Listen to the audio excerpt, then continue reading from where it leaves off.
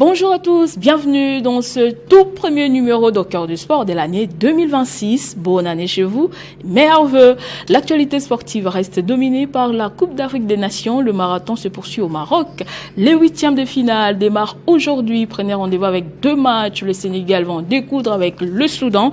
Le Mali jouera la Tunisie à 20h sur ce plateau. Je me fais entourer d'éminents analystes sportifs. Je vais vous les présenter tout à l'heure. Mais on va également aborder le sport, ou bien le football sur le plan national avec l'AS Vita Club qui va organiser la cérémonie d'échange de vœux ce 4 janvier 2026, une première.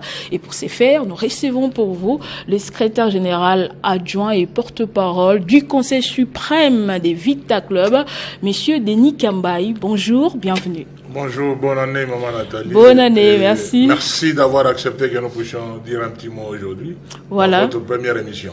Première émission de l'année 2026, c'est parti avec vous. C'est un privilège de vous avoir sur notre plateau parce que au-delà de l'AS Vita Club, on va aborder les sports en général. Vous êtes un ancien ministre des Sports dans ces pays. Et de l'autre côté, nous avons, ils sont tous des René. Je vais commencer par qui?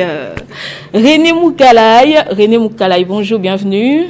Bonjour, bonne année madame. Bonne année, merci. Bonne année à tous ceux-là qui vont nous suivre dans cette grande émission de Au Cœur de Sport sur Télé 50. Bonne année aussi à mon père, Iber Piana Apollosa, qui est quand même souffrant ici à Kinshasa. Bonne guérison à lui. À l'hôpital Ngaliema Santerre.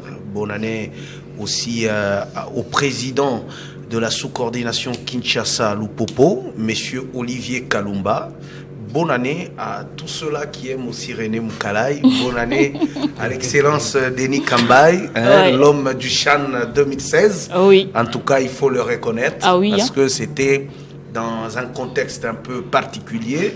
Au Rwanda, on a ramené quand même cette coupe avec la situation politique entre la République démocratique du Congo et le Rwanda. Quand même, lui, il a ramené quand même cette coupe. Ça a fait merci quand même pour ce beau rappel. Dans ce pays.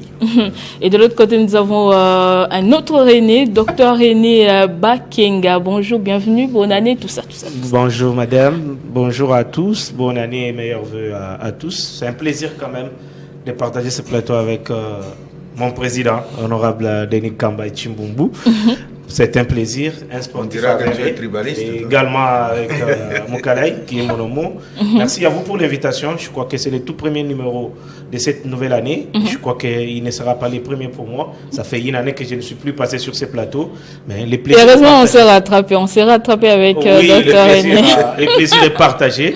On est là pour parler sport. On va parler sport principalement football avec la Coupe d'Afrique des Nations, messieurs. Je le disais ici, les huitièmes de finale démarrent aujourd'hui avec les matchs Sénégal, Soudan, Mali, Tunisie. Mais pour ce qui nous concerne plus, c'est la RDC qui va jouer contre l'Algérie le mardi prochain à partir de 17h. Revenons d'abord sur ce parcours de la RDC. C'est vrai qu'on s'est qualifié pour les huitièmes de finale. Après 3 matchs joués, une première victoire face au Bénin, nul contre le Sénégal et puis une victoire face au Botswana. René, je commence avec vous. Comment vous avez jugé dans l'ensemble ces parcours de la RDC lors de la phase des groupes? Je pense que la RDC est redevenue RDC, terre de football. En Côte d'Ivoire, nous sommes allés apprendre parce que c'était une nouvelle génération, une nouvelle politique à la tête de cette sélection avec Sébastien Desabre. On a appris et on n'a pas eu une seule victoire en phase de groupe. Je pense que cette fois-ci, quand nous sommes allés au Maroc, on a tous les éléments. Il y a un travail qui a été fait par Sébastien Desabre, c'est qu'on est parti maintenant pour remporter ces titres. Et cela devait se montrer déjà de la phase de groupe avec manière. Et quand vous regardez, c'est-à-dire qu'on a fait un match nul dans cette phase de groupe face au Sénégal. C'était d'ailleurs le match référence pour nous. Exactement, parce que lorsqu'on fait un match nul face à la sélection sénégalaise, il faut se mettre déjà dans la tête que la République démocratique du Congo, aujourd'hui, dans cette phase finale de la CAN, n'y va pas pour apprendre ou n'y va pas pour jouer les secondes zones. Mais je pense maintenant là, on a tous les éléments pour amener la coupe. On joue les Sénégal, c'est les Sénégal qui te jouent des matchs amicaux avec le Brésil, avec de meilleures sélections du monde. Et les Sénégal montre une image d'une sélection africaine qui a les niveaux de la Coupe du Monde. La preuve que quand nous avons rencontré le Sénégal dans les éliminatoires de la Coupe du Monde, le Sénégal nous a écartés et ils ont été qualifiés directement et nous on devait passer par les barrages. Et aujourd'hui on le rencontre. On montre encore une image qu'on peut aussi égaler le Sénégal et les autres nations, nous les avons battus de la plus belle manière. Je pense les 8e de finale, c'est encore un test face à l'Algérie. L'Algérie, si je ne m'abuse pas, je pense que l'Algérie a plus de victoires que nous dans le confrontation directe, mais je pense que ça sera un très grand match. Mais on va arriver sur cette affiche RDC-Algérie pour ce 8e de finale prévu mardi. Mais dans l'entretemps, on revient d'abord sur le parcours de la RDC. Ça nous sert de vitrine pour voir comment aborder ce match d'Algérie, les failles. On doit soulever, relever toutes ces failles et voir nos points forts, nos points faibles avant d'aborder l'Algérie. René Bakinga. Oui, sûrement. La phase de poule a été bonne pour nous. Je crois que la RDC a fait l'essentiel. Contre le Sénégal, 1 but partout. Contre le Botswana, 3 buts à 0. Contre le Bénin 1 but à 0. Et quand vous regardez le match contre le Bénin et contre le Sénégal, il y a eu une grande différence. Parce que contre les Bénin, même si Desabre a dit qu'il pouvait remporter les ballons, il pouvait partir avec, mais ce n'était plus la RDC qu'on a connue. C'est ça aussi le problème. Il faudrait maintenant tirer des leçons par rapport à tout ce qui nous est arrivé, surtout le match contre le Sénégal pour la qualification à la Coupe du Monde. Quand vous regardez le Botswana qui n'avait plus rien à gagner, gagné par 3-0, le 4e but a été refusé, il ne faut pas dire que nous sommes à la hauteur et qu'on est mieux que les autres adversaires. On va passer une autre étape contre l'Algérie, comme tu l'as dit, on va y revenir. Mais pour cette phase de poule, moi je crois qu'il y a eu des failles, il y a des choses à revoir. Quand vous regardez, quand vous regardez la défense, par moment, elle rêve. Moi, je n'ai pas senti Chancel tous les 3 matchs. Je ne l'ai pas vraiment senti. Oui, le poids de l'âge, mais ce n'est pas Chancel qu'on a connu. Il faudrait comprendre, lui donner un coéquipier qui va plus l'aider. Toanzebe, je l'ai vu être retenu dans l'équipe type, mais moi, personnellement, il ne m'a pas convaincu. Surtout contre le Sénégal, quand vous regardez le but égalisateur, c'est presque toute la défense, même si tout le monde veut maintenant donner l'erreur à Maswaku. Mais avant que la balle arrive jusqu'au niveau de la défense, c'est presque même le milieu relayeur qui a été balayé. Tous les joueurs étaient là comme s'ils rêvaient. Le mal de la RDC, c'est ça. Quand on marque, on pense qu'on a déjà la victoire. Le match contre le Sénégal, je me suis dit, après le but, pourquoi faire sortir directement Bongonda et Bakambu?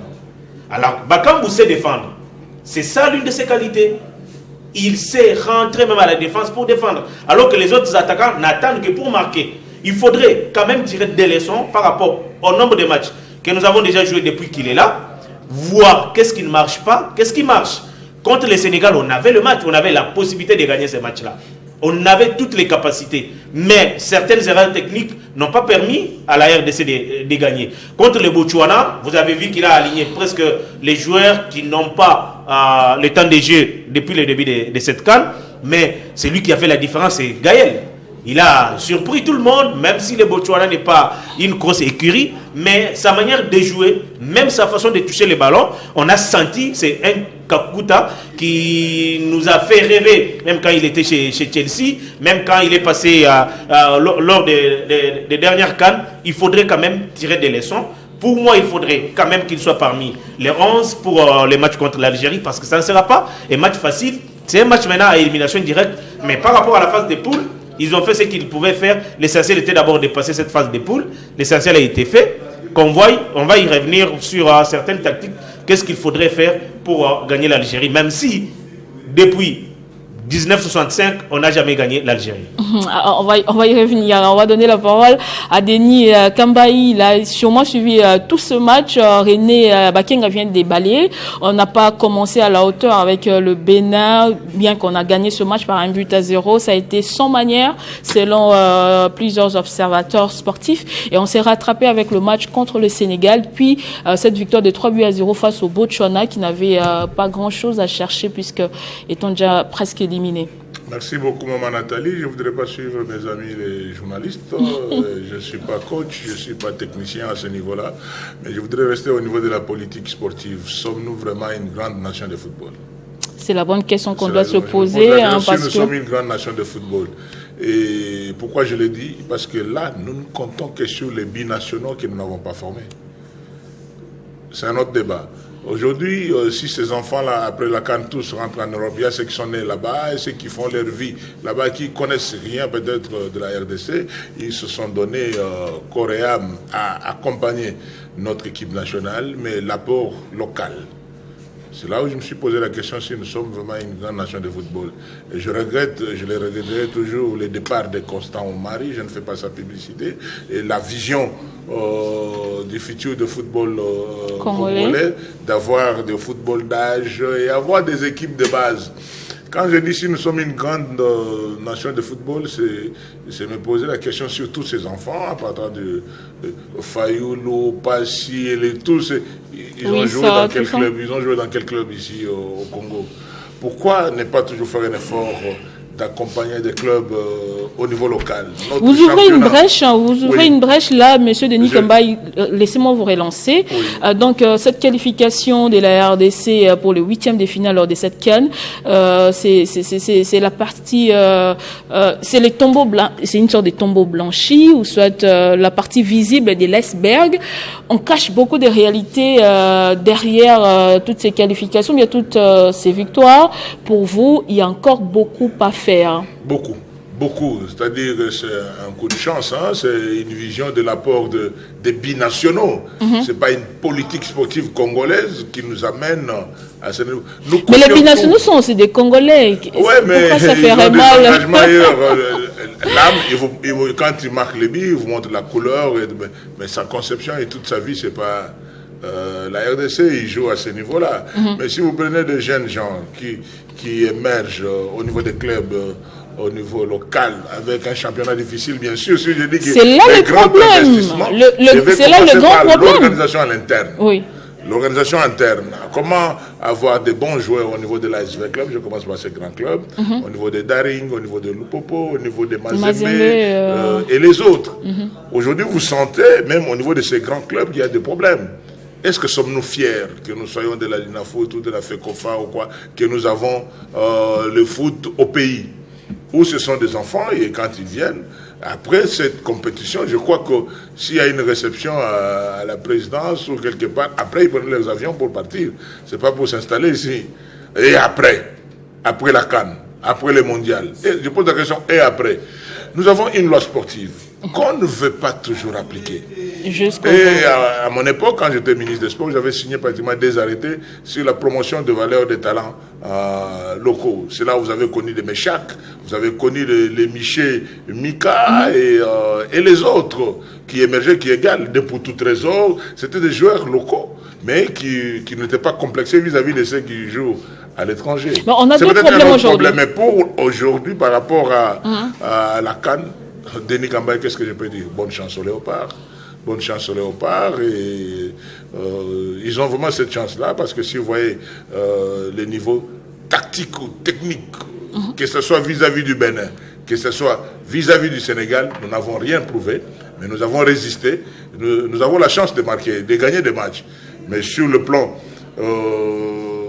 de ceux qui suivent la compétition ou les compétitions, les collectifs des équipes, peut-être nous avons été vraiment des grands joueurs de bourreau face au Botswana. Mais Botswana, on a fait marcher Botswana. Ouais, le match, mais nous avons eu des difficultés à faire marcher le Bénin et à faire marcher le Sénégal, qui nous avaient tous dominés de ces deux clubs ou ces deux sélections. Nous avaient totalement dominés sur le plan de la possession de balles ou le plan technique.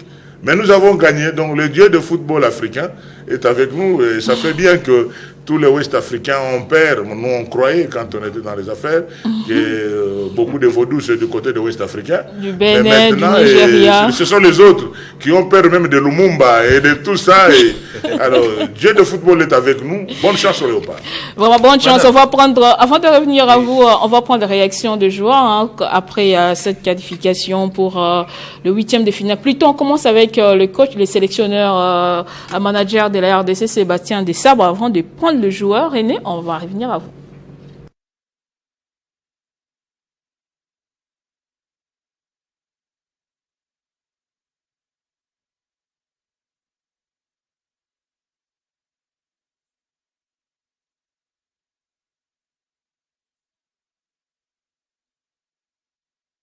C'est très excitant, et puis après une CAN, quand vous gagnez une CAN, il faut passer par ce genre de match, de grands matchs. Donc on en a déjà un contre l'Algérie, comme on a eu contre l'Égypte à la dernière CAN.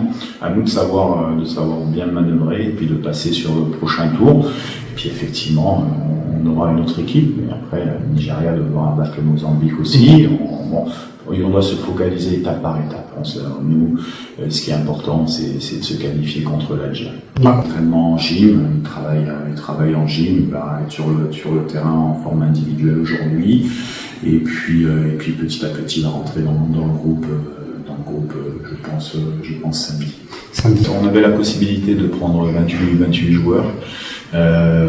J'ai préféré garder une certaine synergie dynamique avec 3 gardiens et de se garder une cartouche au cas où on avait vu il y a quelques années les Comores qui avaient eu des soucis de gardien, qui avaient joué avec un joueur dans les buts. Là, le but était, Dimitri le sait très bien puisque on a échangé. S'il y a une grosse catastrophe, on pourra l'appeler. Si on perd un gardien de but sur une suspension, sur une blessure, on a toujours ça. Donc c'était important de prévoir ce plan, en sachant qu'à l'entraînement et dans le stade, j'ai préféré travailler à 3 gardiens plutôt qu'à 4, parce que le poste est toujours un peu particulier, le nombre de répétitions sur les frappes du gardien, de l'entraîneur des gardiens, enfin il y a différents paramètres qui font que j'ai souhaité avoir que 3 gardiens sur ce stage.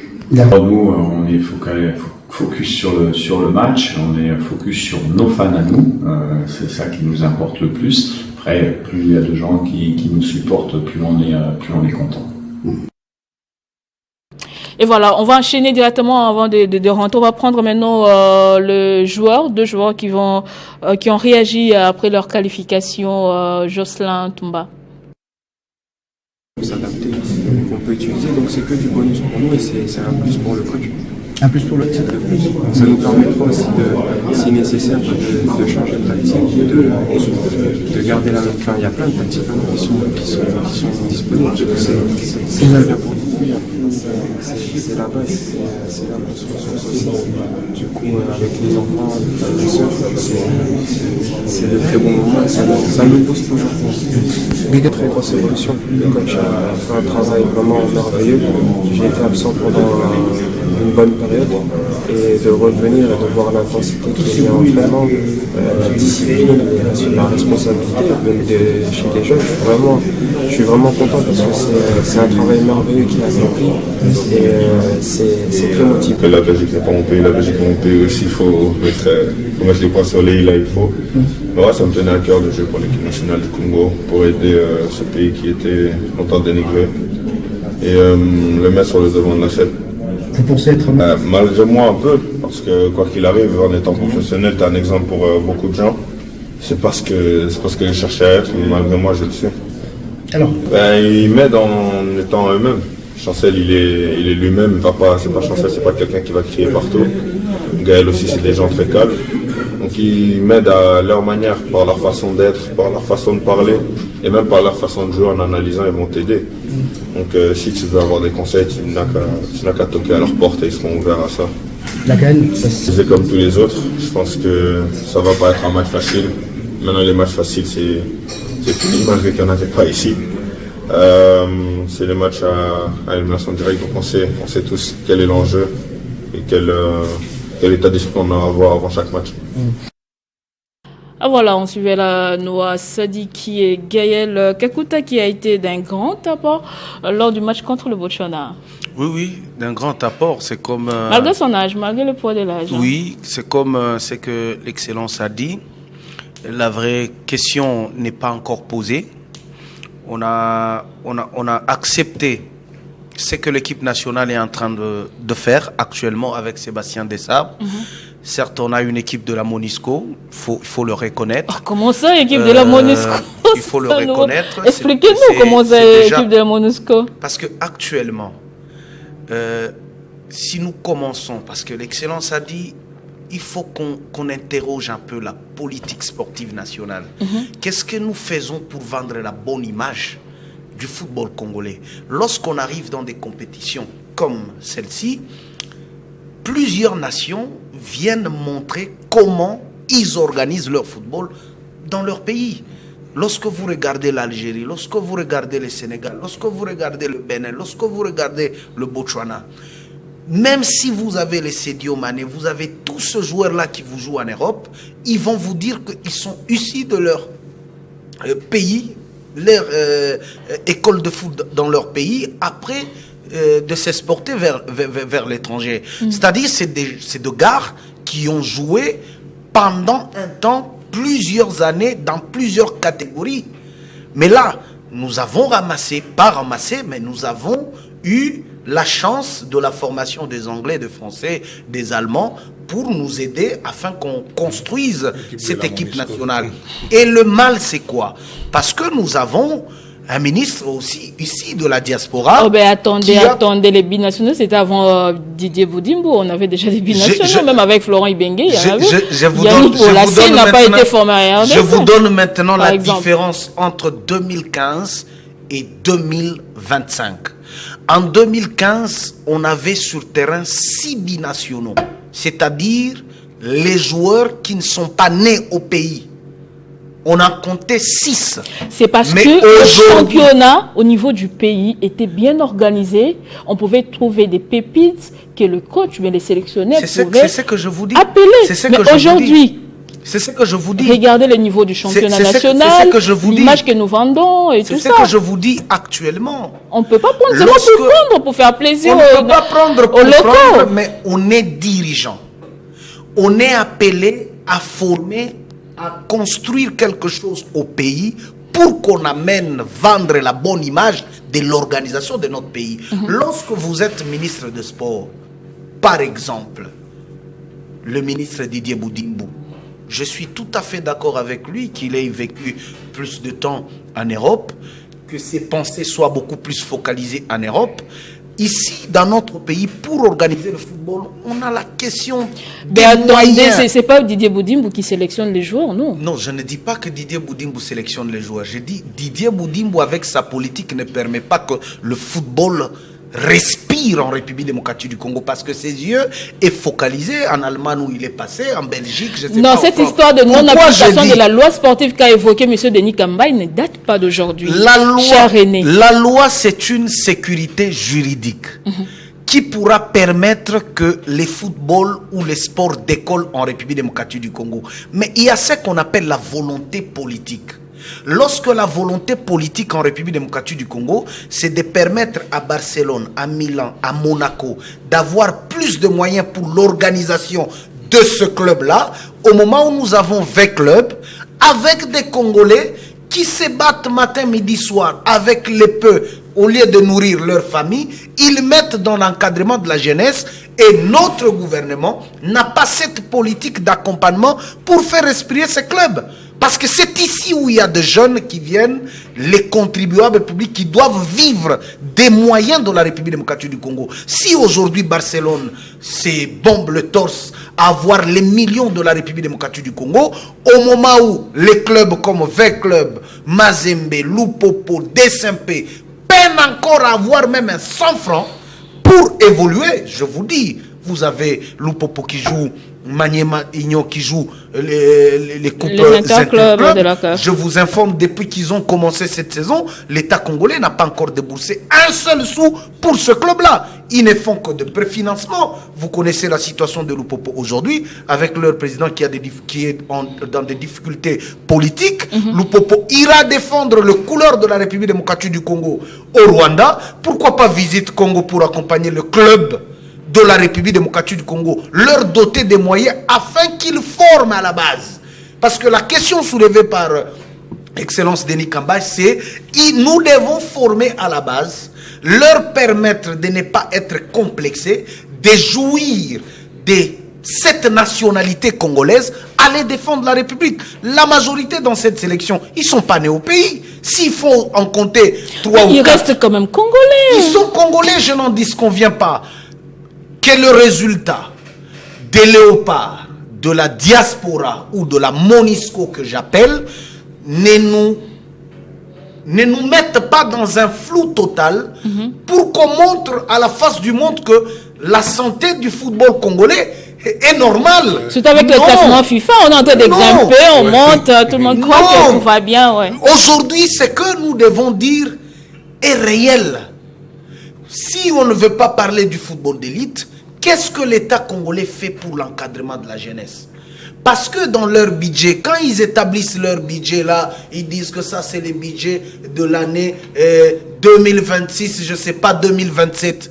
Ils ne mettent pas le moyen pour l'encadrement de la jeunesse. Ils mettent ça, mais où part cet argent? À Barcelone, à Monaco, à Milan AC, c'est eux qui jouissent maintenant des moyens de Congolais. Et le football congolais est par terre, je vous rappelle, est par terre.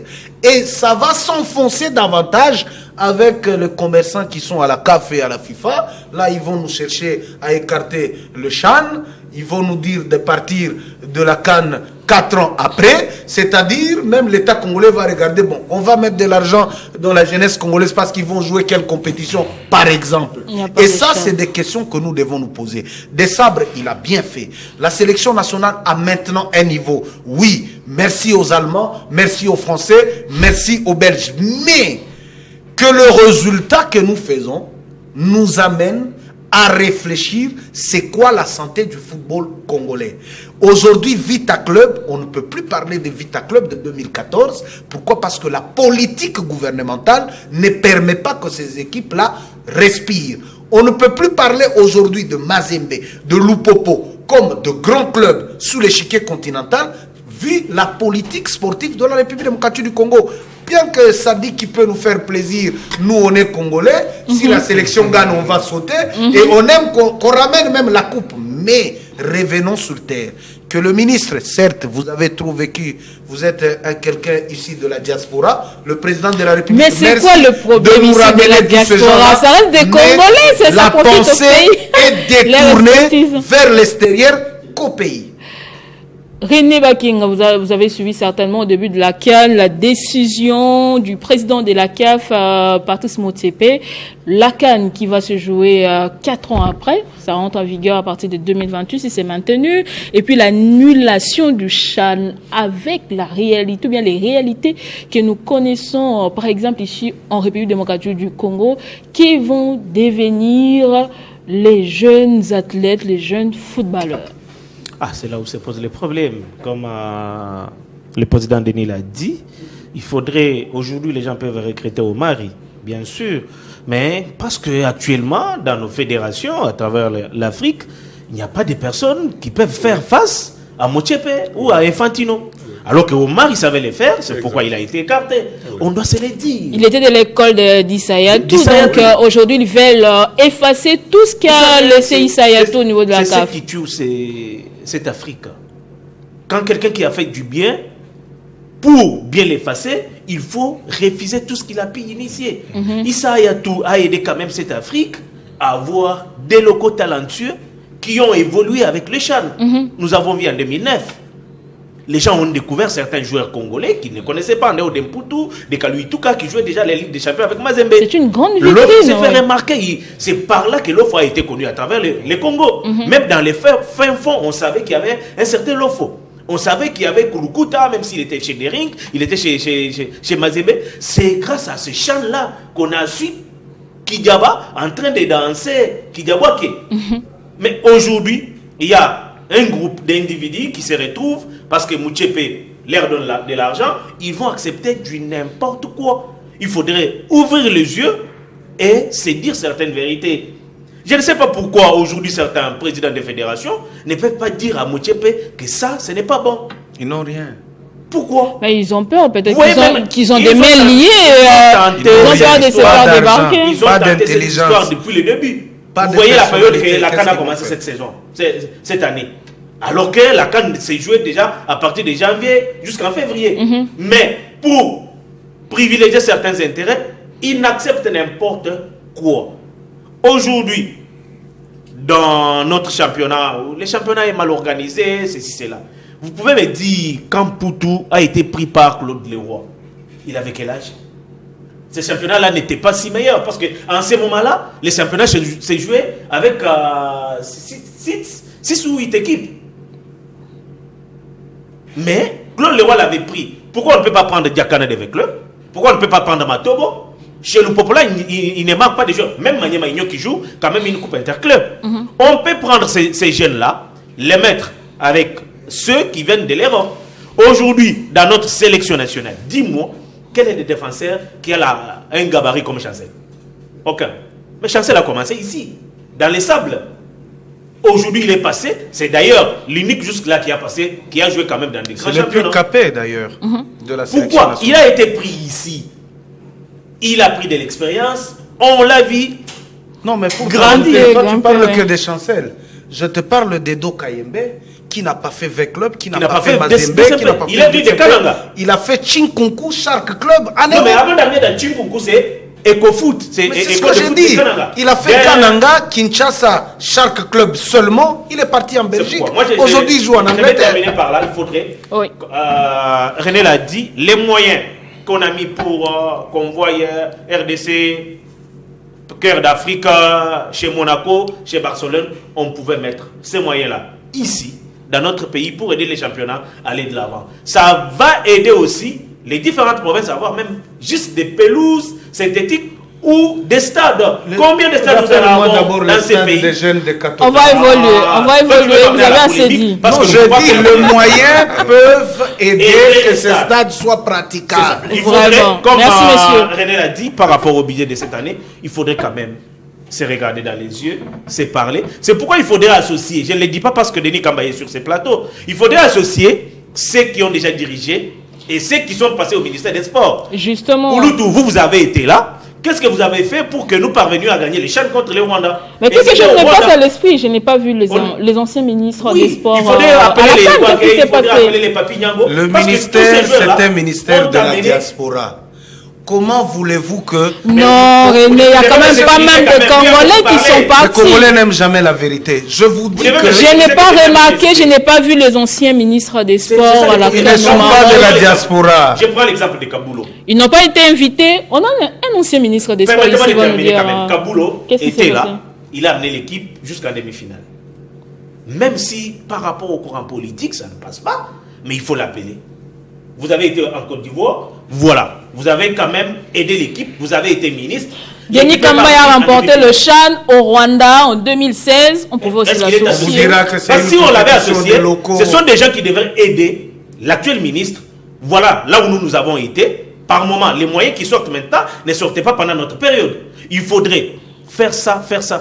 Parce que nous connaissons comment les choses se passent ici. Mais il y a eu assez de délégations. Il y a eu beaucoup de supporters, des journalistes qui sont partis. Tout le monde qui est parti au Maroc. Et plus important que Denis Kambaye. Et plus important que Kaboulo. Et plus important que les anciens ministres. Et Guaké non, ça c'est mon constat. C'est ce que je suis en train de... Je croyais que c'était une question, une préoccupation. Non, parce que quand René a évoqué qu'on doit associer les anciens, je voudrais vous dire que non, j'avais reçu l'appel de mes deux jeunes frères qui sont passés au ministère des Sports, notamment Maître Claude Nyamugabo, un jeune frère qui a été gouverneur, ministre, député, tout ça, et Maître Papi Nyango.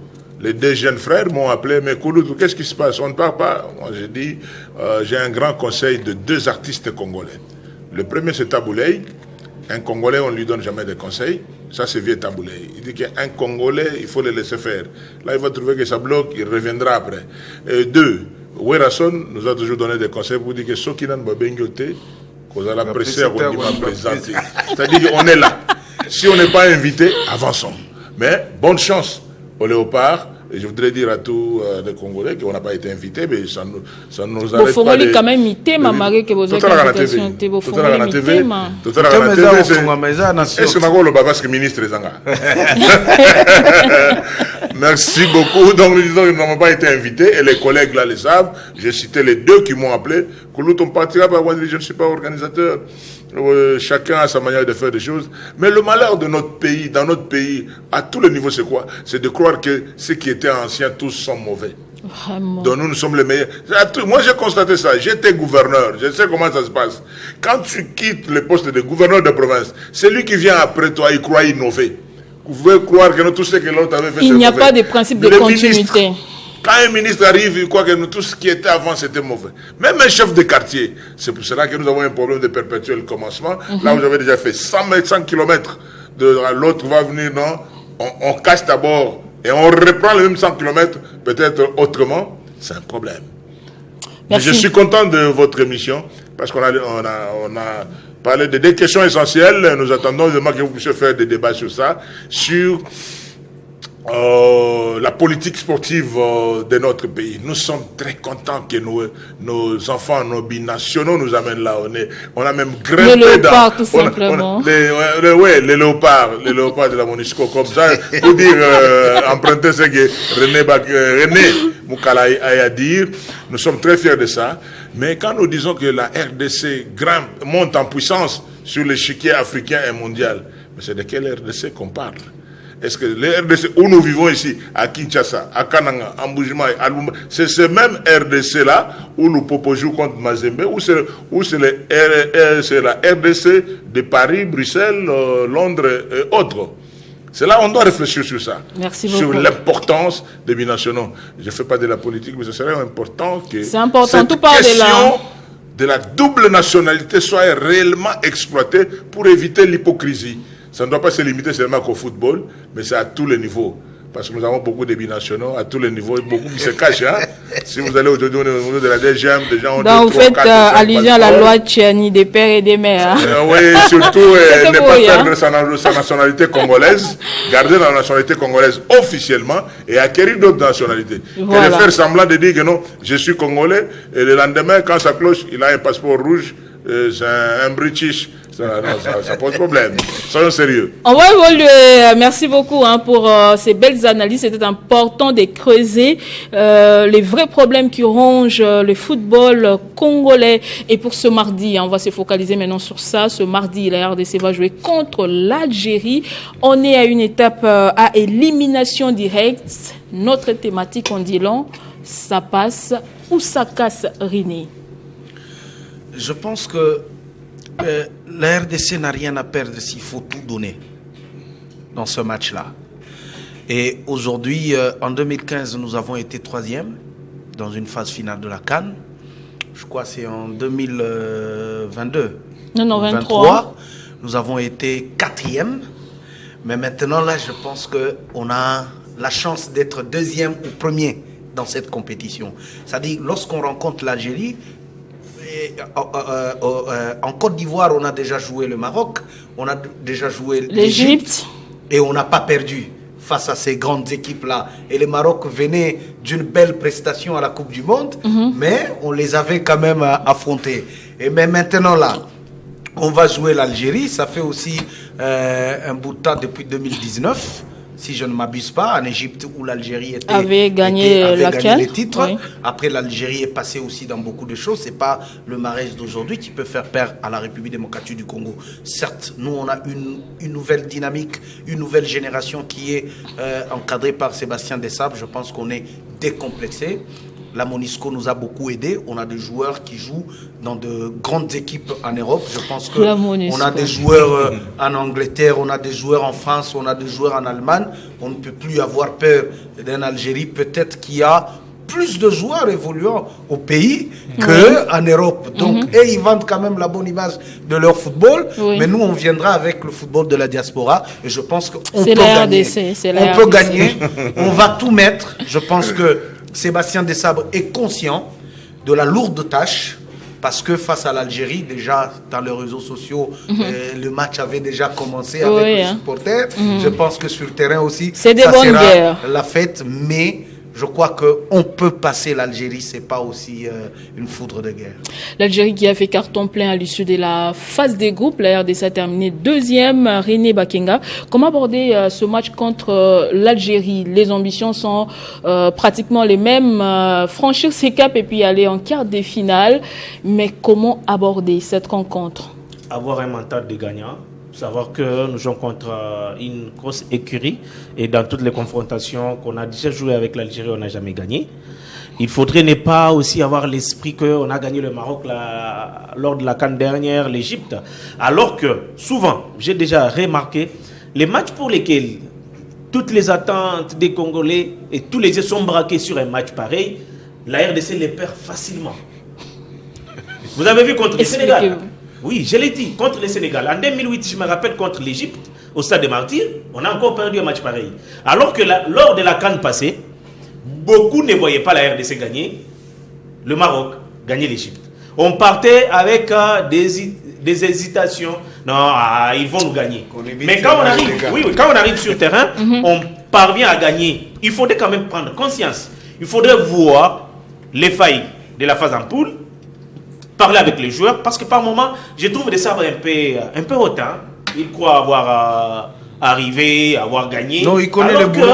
Il connaît le boulot. Ça, il n'est pas si meilleur que ce que beaucoup de gens pensent. Il faudrait parler aux joueurs, leur demander que toute la nation est derrière eux. Ils doivent donner les sourires aux Congolais. Il faudrait gagner, débloquer la situation dès les 45 premières minutes. Parce que les Algériens viendront avec cet orgueil-là, cette ambition d'enlever quand même la honte lors de la dernière CAN où ils ont été éliminés. Et eux et les Maroc, ils sont presque des voisins. Leur public sera peut-être nombreux que les nôtres. Voilà, ça c'est ce sont les pays du Nord. Il ne faudrait pas qu'après le match, nous puissions dire l'arbitrage n'était pas bon, on nous a cassé, mais il faudrait avoir... Ça sera arbitré par un Égyptien en plus. Voilà, il faut avoir un discours des gagnants. Très bon choix. Demander à ces joueurs-là. Je crois que certains peut-être jouent leur dernière CAN, peut-être Bakambu, peut-être Chancel, on ne sait pas, mais il faudrait quand même que nous ne puissions pas... Non, Chancel Azanan.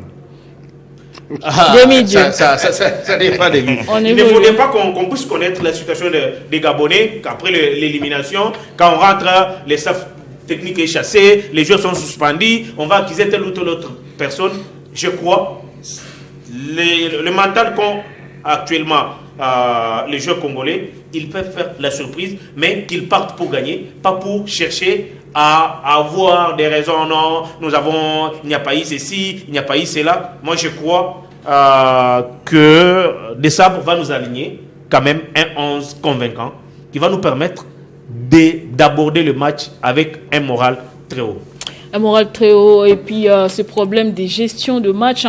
On voit la RDC contre le Sénégal, ici au pays, mené par 2-0 et puis s'est fait rattraper au score et être battu. Le même scénario lors de la CAN, on mène par 1-0, la bourde de Maswaku, on s'est fait rattraper, on se partage le point avec le Sénégal. Lors des derniers matchs, lors des grands rendez-vous, la RDC a un sérieux problème de gestion des matchs, de conserver l'avance au Maroc et d'aller jusqu'au bout avec une victoire. Comment procéder contre l'Algérie? C'est une phase d'élimination directe, je le disais ici, Denis Kambaye. Comme je l'avais dit par rapport à notre communication, j'étais fier de notre sélection, comment on a malmené les Botswana. On a donné une leçon à cette équipe, mais face à des clubs, à des sélections sérieuses, comme le Sénégal ou le Bénin, nous étions vraiment en difficulté. Mais seulement les vaudous congolais ont fonctionné pour que nous ne puissions pas faire. Les vaudous congolais ont fonctionné. Et je crois que les mêmes vaudous pourront aussi fonctionner face aux Algériens parce qu'ils le savent. Tous qui sont au niveau de l'Afrique, toutes ces grandes sélections, parce qu'il y a des sélections sérieuses aussi, des gens qui se sont organisés pour arriver là-bas. Et nous aussi, avec nos enfants des binationaux, dites MONUSCO par René Moukalaï, nous sommes là pour faire le jeu. Mais je ne peux que dire à ce stade, bonne chance. Mais ça sera un match difficile. Un match difficile d'abord dans les gradins, parce que c'est comme si on jouait contre les Marocains et les Égyptiens.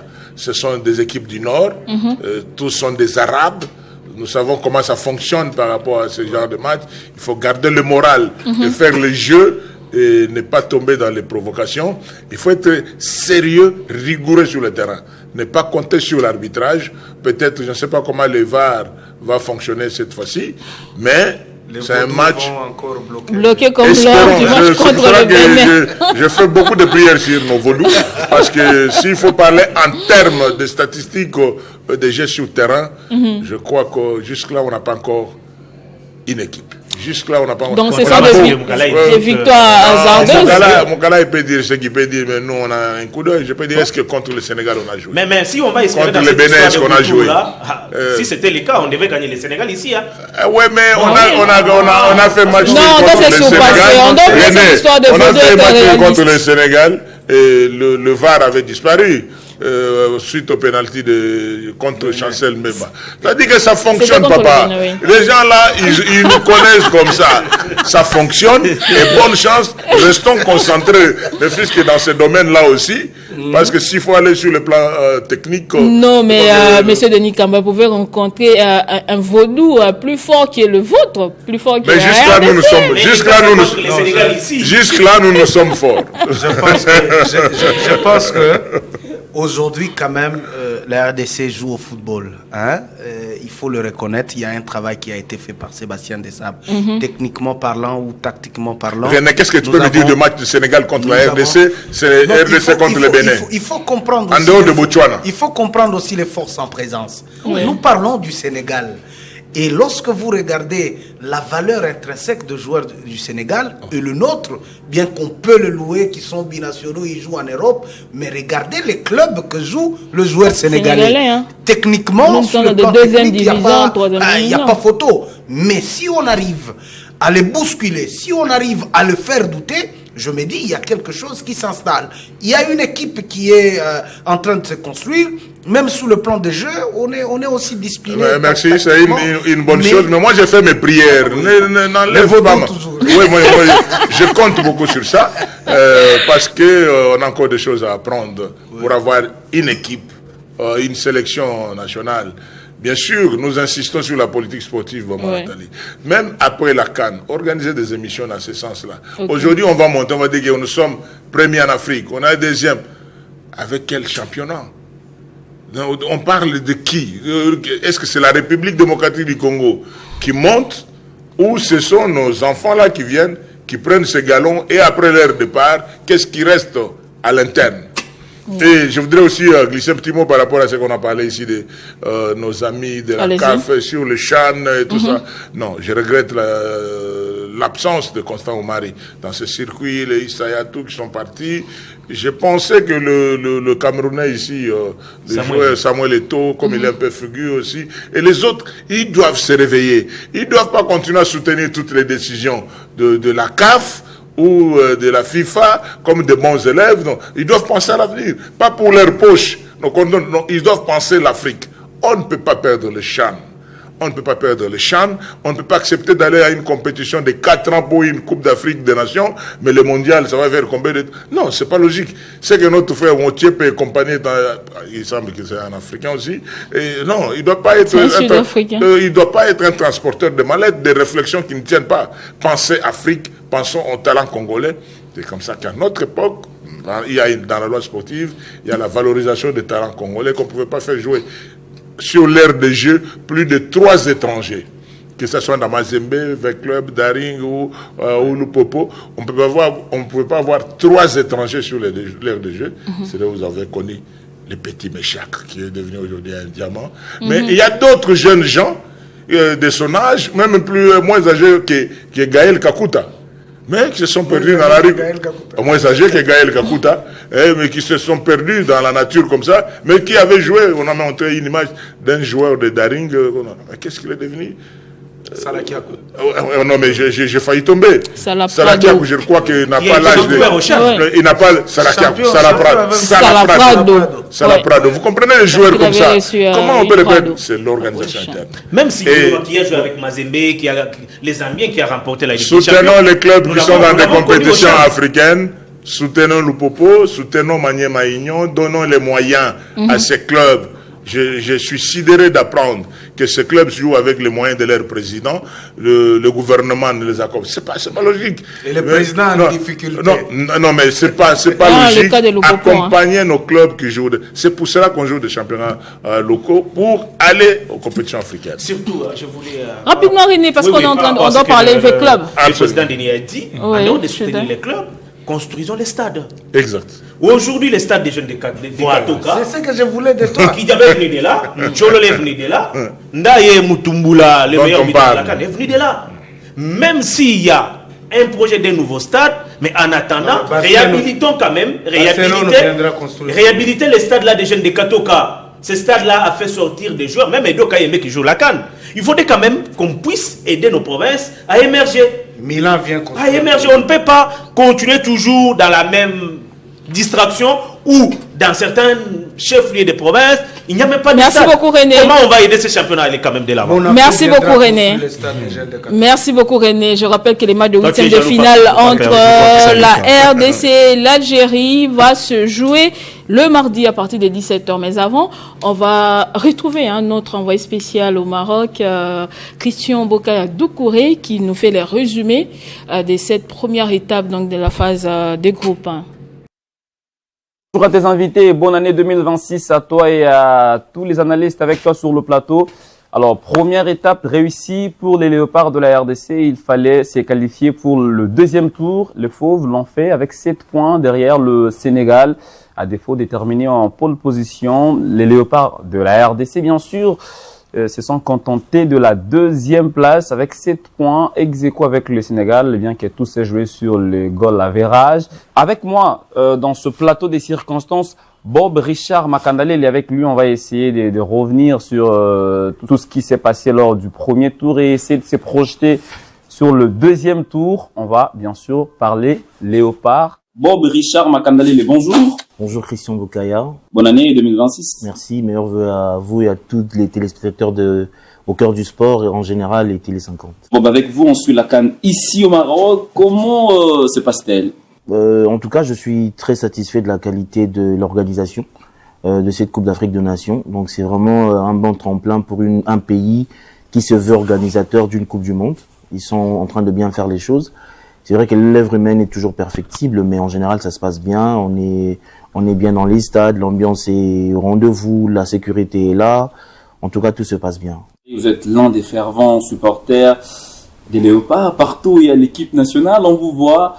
Est-ce que vous êtes satisfait du premier tour, on va dire des prestations de la RDC dans ce premier tour déjà de la CAN? Oui, exactement, il faut le dire. Il faut quand ça ne va pas, on est premier à crier. Quand ça va quand même, il faut le reconnaître. Je suis très satisfait de la prestation. Je suis très satisfait de l'esprit que le groupe est en train de démontrer. Ce n'est pas seulement moi, la personne de Bob Richard, mais vous regardez les grandes pages internationales, on ne fait que le dire. Donc il y a vraiment un changement. Je profite de l'occasion pour féliciter tous ceux qui sont derrière ce beau résultat, que ce soit au niveau de la fédération, au niveau du ministère, au sommet de l'État, tous ceux qui les staffs techniques dirigés par lui-même, le Côte des Sabres, vraiment tous ceux qui travaillent à la lumière comme dans l'ombre pour que ces léopards puissent briller autant. Nous vous félicitons, le travail il est fait, on peut voir une équipe compacte. C'est vrai qu'on n'a pas tous les mêmes qualités techniques ou athlétiques, mais on sent que la volonté de bien faire y est. Donc on est fiers de ces léopards. Maintenant, il faut qu'ils puissent, c'est à eux de continuer de garder cette constance pour confirmer à la face du monde que c'est juste pas un fait des hasards. C'est vraiment le résultat d'un travail qui a commencé en amont et qui est en train de continuer vers son aboutissement. Dans le gradin, tout comme sur le terrain, on va dire il y a une chaleur. Tout le monde veut voir les léopards, les à côté, le match de football, mais est-ce que ces léopards-là sont rassurants pour la suite de la compétition? Parce qu'on sait qu'en ligne de mire, il y a quand même l'Algérie. Bon, je crois qu'ils sont sur une dynamique positive. Hein. Donc, il vous souviendra que il y a pas plus de 1 mois et demi, je crois 2 mois, ils étaient ici en barrage dans une autre compétition. Ils étaient en barrage de Coupe du Monde. Ils ont battu valablement le Cameroun et puis après le Nigeria au tir au but. À l'issue d'un match très disputé où ils ont imposé un jeu qui a plu à tout le monde. Moi, je crois qu'il faut les accorder le bénéfice du doute en sachant que c'était un groupe où il n'y a pas de grandes stars. C'est vrai qu'on a notre Cédric Bakambu, on a notre Chancel Bemba, mais grandes stars comme telles, comme les autres peuvent le citer dans une équipe comme peut-être l'Algérie, le Nigeria ou d'autres, nous n'en avons vraiment pas. Mais nous avons un groupe soudé, un groupe qui aujourd'hui comprend qu'au-delà d'eux, ils jouent pour toute une nation. Ça, c'est quelque chose que j'aime. Je sens vraiment que ils sentent que le pays connaît des problèmes, le pays connaît des difficultés et que nous pouvons nous aussi être un moyen par lequel le pays peut quand même se détendre un peu parce qu'on est très tendu. Il y a la guerre à l'Est, il y a ceci, il y a cela, il y a beaucoup d'éléments qui rentrent en jeu. Mais si leur prestation sur terrain peut être ces facteurs-là qui peut aider le pays, la population à connaître un peu la joie, ça ne va pas finir le problème de Congolais, mais cette joie, même temporaire, est très importante pour le peuple congolais. Maintenant, l'élimination directe n'a rien à voir avec les points. Quand on joue pour les points, on sait faire des calculs. On sait dire que, ok, je vais gérer ici parce que si je fais match nul, je peux me rattraper au prochain match. Mais ici, on sait que non, on n'a que ce match. Donc, c'est la vie ou la mort. Je crois que ça sera un match très disputé. On a une très bonne équipe algérienne et l'équipe congolaise aussi, moi je trouve, elle est très équilibrée. Je crois qu'on peut faire redouter les Algériens. Comme les Sénégalais, ils viendront très forts parce qu'il faut pas se leurrer. Sur papier, ils sont plus forts que nous, sur papier. Comme les Sénégalais d'ailleurs. Mais on a vu comment on s'est comporté avec ces gens des équipes, surtout les équipes du Nord. C'est les 15 premières minutes, ils vous font vivre un enfer qui n'a pas son nom. Si vous pouvez les contenir après 15 minutes, sans dire du mal de nos amis maghrébins, ce sont des gens qui ont un tempérament un peu fort, c'est-à-dire qu'ils se fâchent rapidement. Et après 15 minutes, si je parle de ma petite expérience dans cette vie de staff technique, ils commencent à douter, à douter d'eux-mêmes, et puis la colère vient tellement rapide qu'ils peuvent mentalement perdre le fil du match. Moi, je crois que comme le coach l'a dit, ça va se jouer sur des détails. Le match sera très serré, tactique bien sûr, mais très serré. Les attaquants, les défenseurs, tout joueur qui aura l'occasion, ne fût-ce que de marquer un but, faut pas attendre cette occasion. C'est un match, c'est des genres de matchs où il n'y aura peut-être que 2 occasions qu'il faut concrétiser, sinon vous n'aurez que vos yeux pour pleurer. Tout. Et puis par rapport au match, j'aimerais profiter de ce plateau pour dire aux uns et aux autres, le football a 3 résultats. Donc il y a la victoire, il y a la défaite et le match nul. C'est vrai qu'en tant que patriote, en tant qu'amoureux du football, j'aimerais voir ma sélection congolaise aller très loin. Mais moi comme vous, soyons préparés. Nous sommes fiers de ce que nous présentent nos fauves. Allons sur le terrain le mardi dans l'espoir de remporter le match. Et si cela n'est pas le cas, ça reste le football, ça reste un jeu.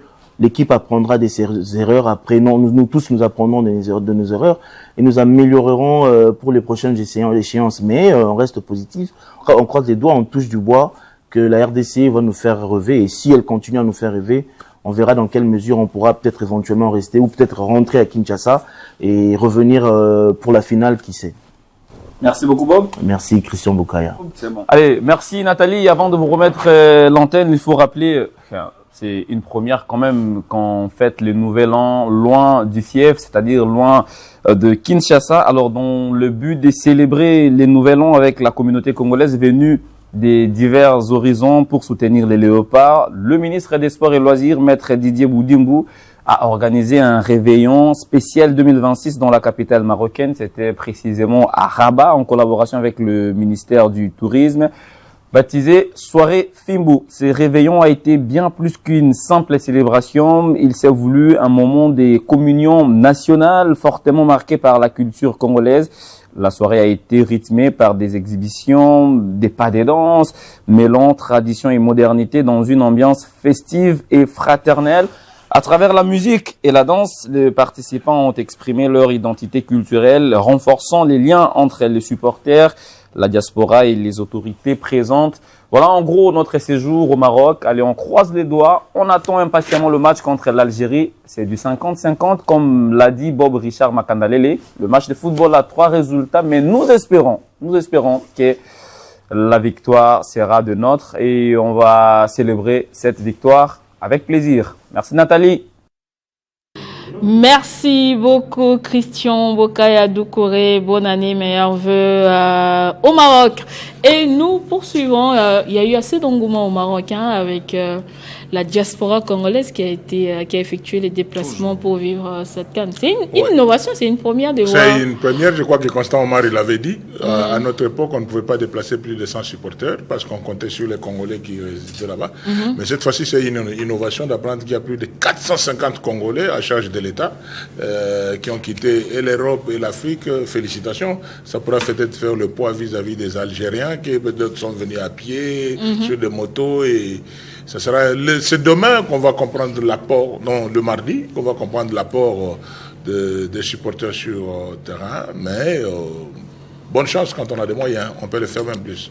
Vraiment, merci. On va changer de sujet pour parler cette fois l'AS Vita Club qui va organiser la cérémonie d'échange de vœux. C'est 4 janvier 2026, une première. Pourquoi ?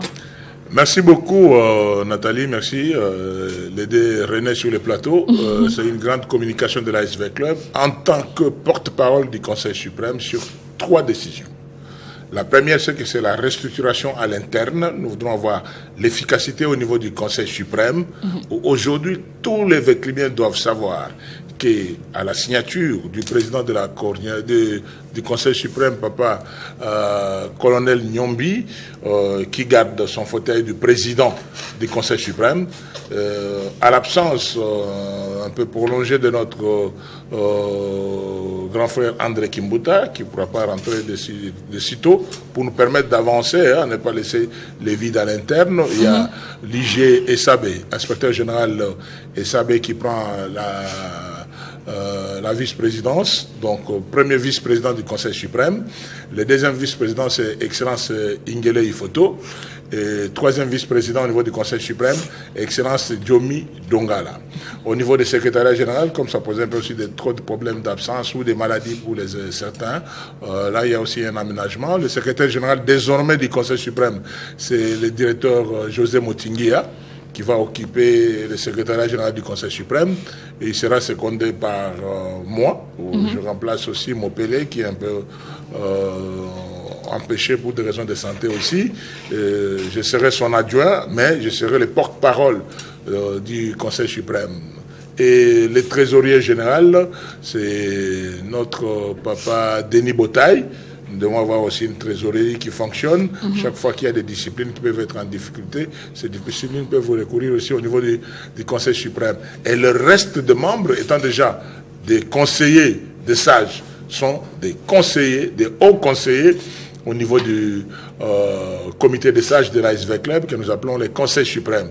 Désormais, le président, c'est colonel Nyombi, premier vice-président IG Sabé, deuxième vice-président Excellence Ingele Ifoto, troisième vice-président Excellence Djomi Dongala, secrétaire général directeur José Motinguia, secrétaire général adjoint Denis Kambaye et porte-parole. Voilà. Alors, la seconde décision, c'est que nous demandons.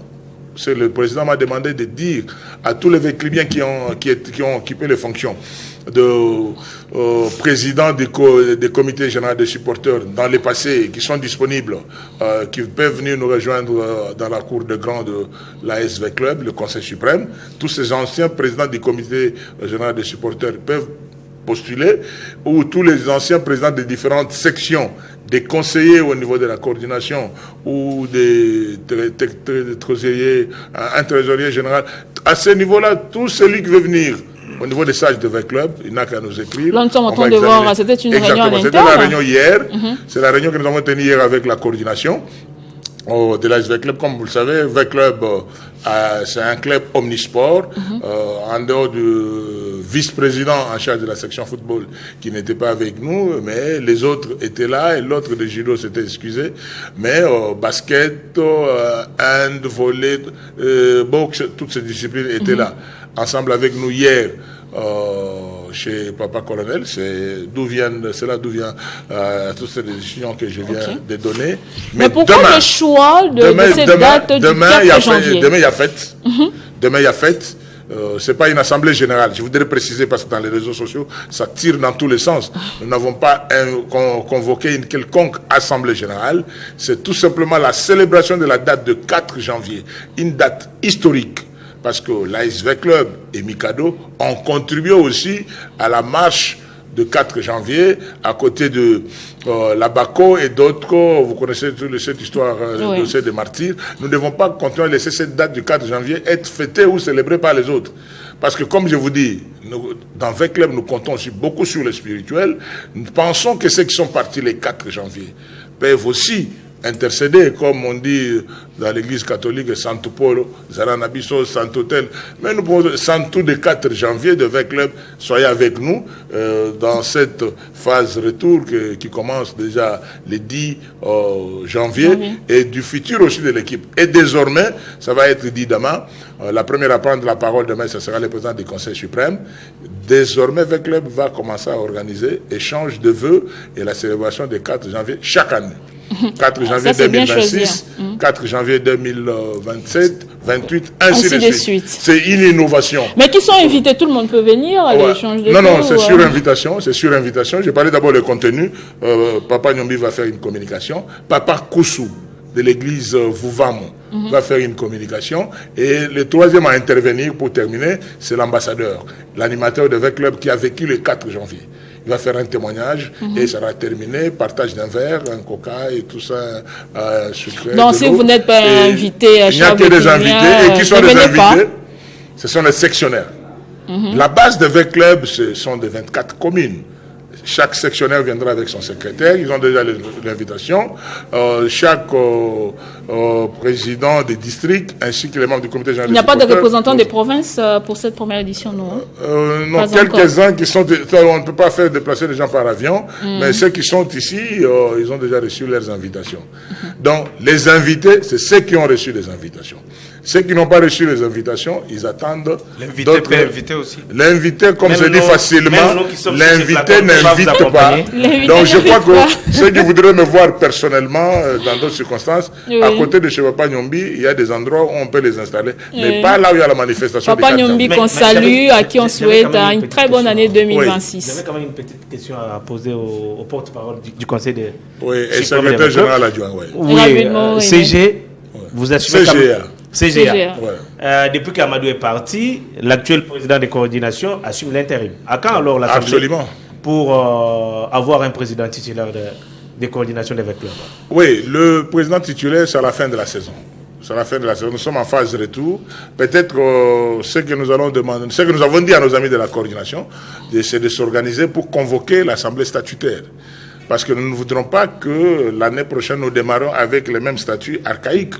Je ne voudrais pas, pour que vous ne pas vous moquer de nous, qu'après plus de 90 ans, le club n'a pas de personnalité juridique. C'est pourquoi, parce que nous avons des textes où les gens vivent en termes de COP. En termes de COP, oui. Donc vivons seulement comme ça. Non, changeons des choses. Faisons des choses bien. Désormais, pour être bien, il faut être détenteur de la carte de V-Club. Il ne faut pas que quelqu'un dans les réseaux sociaux, il injurie tout le monde dans un sens, il dit qu'il est vécu bien, sans avoir la carte des membres, parce que V-Club, c'est une ASBL. Donc ces innovations-là nous ont amené à mettre en place des commissions, une commission de réforme et une commission d'audit. Le travail a été déjà terminé. Maintenant, la balle est dans le camp de la coordination ou du président de la coordination intérimaire, afin de convoquer l'Assemblée statutaire, adopter les textes et penser aux élections, parce que c'est ce même comité qui va conduire cette petite période de transition jusqu'à l'organisation des élections à la fin de la saison, pour avoir un nouveau comité. Et parmi les invités, pourquoi vous n'avez pas aussi appelé Général Amissi et Madame Bestine? Ils sont anciens dirigeants de V-Club. Il est là, le Général Amissi actuellement. Les gens le prennent toujours du côté militaire, hein, mais c'est un grand spirituel aussi. Donc il a de grandes fonctions chez Maman Olangui pendant ce temps. Et des jeûnes et prières et tout ça. Certaines réunions, il les a loupées. Pourquoi? Parce que je le vois plutôt à Mangembo. Donc il est vraiment à l'église Mangembo. À l'église. Il ne rate jamais l'équipe. Mais il est invité. Chez le pasteur Espérance Madame Bestine s'était excusée, semble qu'elle est à la Cannes ou elle est en dehors du pays. On a entendu chuter, monsieur. Je voulais ajouter quelque chose. Rapidement, Rémi.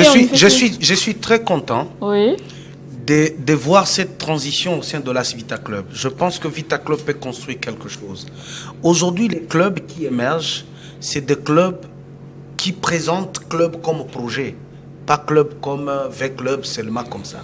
Je pense que les dirigeants qui prennent ce V-Club pendant ce temps, qu'il fasse quelque chose afin que c'est lui qui viendra pour diriger V-Club, qu'il trouve quelque chose dans V-Club. Et je pense que les V-Clubiens ne peuvent pas être pressés de voir le départ de ceux-là qui sont là. Construisez quelque chose dans V-Club pour que c'est lui qui viendra, qu'il regarde V-Club comme ça, qu'il mette le moyen. Pendant un temps, il partira. Je pense que ça fera du bien à cette équipe. Très profond ce qu'a dit René Moukalaï.